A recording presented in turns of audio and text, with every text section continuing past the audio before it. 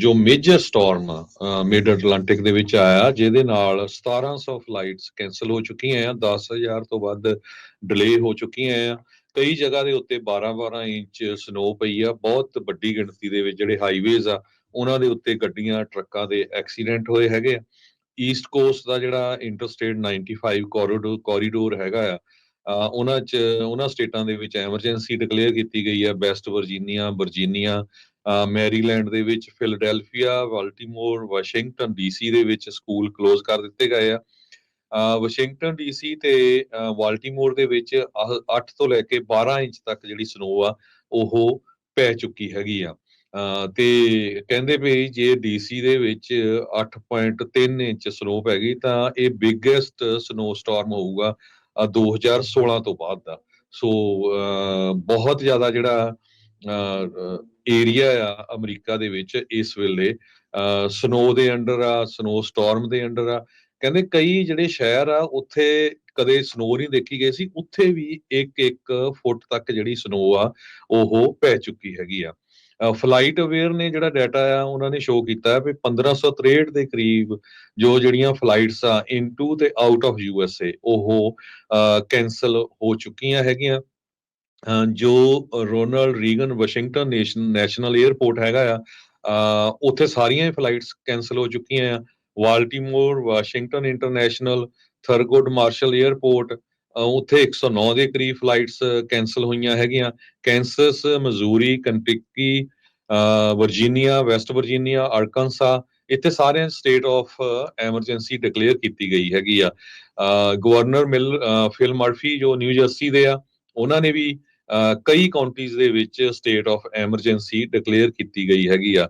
3.5 ਲੱਖ ਦੇ ਕਰੀਬ utility customers ਇਸ time Kentucky, Indiana, West Virginia, Illinois, Missouri, ਇੱਥੇ ਇਸ ਏਰੀਏ ਦੇ ਵਿੱਚ ਬਿਨਾਂ ਬਿਜਲੀ ਤੋਂ ਆ। ਪਾਵਰ ਆਊਟੇਜ .USA ਦੇ ਮੁਤਾਬਕ Amtrak, US national railway operator, ਇਹਨਾਂ ਸਾਰਿਆਂ ਨੇ ਆਪਣੀਆਂ ਜਿਹੜੀਆਂ ਜੋ ਉਹਨਾਂ ਦੇ ਰਾਊਟਸ ਆ ਉਹ ਸ਼ਟ ਡਾਊਨ ਕੀਤੇ ਹੋਏ ਹੈਗੇ ਆ। ਜੀ ਬਿਲਕੁਲ, ਇਸ ਟਾਈਮ ਹਾਲਾਤ ਇਹਨਾਂ ਸਾਰੇ ਇਲਾਕਿਆਂ ਦੇ ਵਿੱਚ ਮਾੜੇ ਬਣੇ ਪਏ ਆ।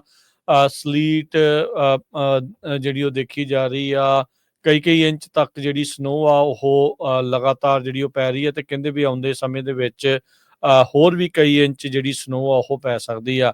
ਕਈ ਇਲਾਕਿਆਂ 'ਚ ਅੱਧਾ ਫੁੱਟ ਤੋਂ ਲੈ ਕੇ 1 ਫੁੱਟ ਤੱਕ ਜਿਹੜੀ ਸਨੋ ਦੀ ਸੰਭਾਵਨਾ ਜਿਹੜੀ ਉਹ ਜਤਾਈ ਗਈ ਹੈਗੀ ਆ। ਜਿਹੜੇ ਕਹਿ ਸਕਦੇ ਆ ਵੀ ਗ੍ਰੇਟ ਪਲੇਨਸ ਆ, ਉਹਨਾਂ ਦੇ ਵਿੱਚ ਵੈਦਰ ਇਸੇ ਤਰੀਕੇ ਦਾ ਹੀ ਬਣਿਆ ਪਿਆ ਆ। ਇਕੱਲਾ ਈਸਟ ਕੋਸਟ ਹੀ ਨਹੀਂ, ਮਿਡ ਵੈਸਟ ਦੇ ਵੀ ਬਹੁਤ ਸਾਰੇ ਇਲਾਕਿਆਂ ਦੇ ਵਿੱਚ ਇਹੀ ਜਿਹੜੀ ਸਥਿਤੀ ਆ ਉਹ ਬਣ ਚੁੱਕੀ ਹੈਗੀ ਆ। ਸੋ ਜਿਹੜੇ ਵੀ ਲੋਕ ਉਹਨਾਂ ਇਲਾਕਿਆਂ 'ਚ ਰਹਿੰਦੇ ਆ, ਇੱਕ ਤਾਂ ਭਾਈ ਆਪਣੀ ਜਿਹੜੀ ਸਾਂਭ ਸੰਭਾਲ ਰੱਖੋ, ਮੇਕ ਸ਼ੋਰ ਕਰੋ ਵੀ ਤੁਹਾਡੇ ਕੋਲ ਇਨਫ ਚੀਜ਼ਾਂ ਹੈਗੀਆਂ ਆ ਵੀ ਉਹ ਤਾਂ ਜੋ ਤੁਹਾਨੂੰ ਜੇ ਬਾਹਰ ਨਾ ਹੀ ਨਿਕਲਣਾ ਪਵੇ।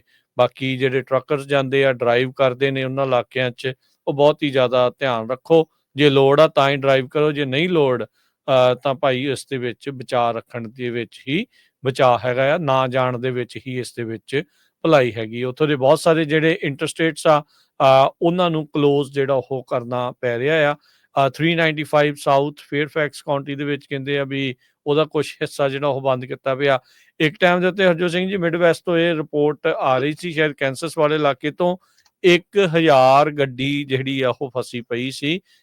ਉਹ ਉੱਥੇ ਰਹਿ ਗਈ ਆ ਬੇਸਿਕਲੀ ਵੀ ਇਸ ਬਰਫ਼ਬਾਰੀ ਦੇ ਚੱਲਦਿਆਂ ਉੱਥੇ ਜਿਹੜੀਆਂ ਉਹ ਫਸੀਆਂ ਪਈਆਂ ਸੀਗੀਆਂ। ਸੋ ਧਿਆਨ ਰੱਖੋ ਭਾਈ ਵੀ ਜਿਹੜੇ ਵੀ ਡਰਾਈਵ ਕਰ ਰਹੇ ਆ ਵੀ ਇਸ ਟਾਈਮ ਇਹਨਾਂ ਨੇ ਜਿਹੜੀ ਸਥਿਤੀ ਬਣਾਈ ਪਈ ਆ ਵੈਦਰ ਨੇ, ਉਹ ਧਿਆਨ ਜਿਹੜਾ ਉਹ ਰੱਖੋ। ਐਮਟਰਕ ਜਿਨ੍ਹਾਂ ਦੀਆਂ ਟ੍ਰੇਨਸ ਵੀ ਰੱਦ ਹੋਈਆਂ ਆ, ਉਹਨਾਂ ਨੇ ਘੱਟੋ ਘੱਟ ਜਿਹੜੀਆਂ 40 ਟ੍ਰੇਨਸ ਆ ਉਹਨਾਂ ਦੀਆਂ ਰੱਦ ਹੋਈਆਂ ਆ, ਤੇ ਰੈਜ਼ਰਵੇਸ਼ਨ ਚਾਰਜਸ ਕਹਿੰਦੇ ਵੀ ਇਹਨਾਂ ਦੇ ਟਾਈਮ ਦੇ ਵਿੱਚ ਹੁਣ ਉਹਨਾਂ ਨੇ ਵੇਵ ਆਫ ਜਿਹੜੇ ਉਹ ਕਰ ਦਿੱਤੇ ਹੈਗੇ ਆ। ਵਾਸ਼ਿੰਗਟਨ DC, ਬੋਸਟਨ ਇਲਾਕੇ ਦੇ ਵਿੱਚ ਜਿਹੜੀ ਇਹ ਚੱਲਦੀ ਆ ਨਾਰਥ ਈਸਟ ਰੀਜਨਲ ਟ੍ਰੇਨਸ, ਉਹ ਵੀ ਜਿਹੜੀਆਂ ਉੱਥੇ ਡਿਸਟਰਬਡ ਹੋਈਆਂ ਆ। ਸੋ ਆਮ ਜੀਵਨ ਕਾਫੀ ਬੁਰੀ ਤਰ੍ਹਾਂ ਉਸ ਇਲਾਕੇ ਦੇ ਵਿੱਚ ਪ੍ਰਭਾਵਿਤ ਹੋਇਆ ਹੈਗਾ ਆ ਜੀ।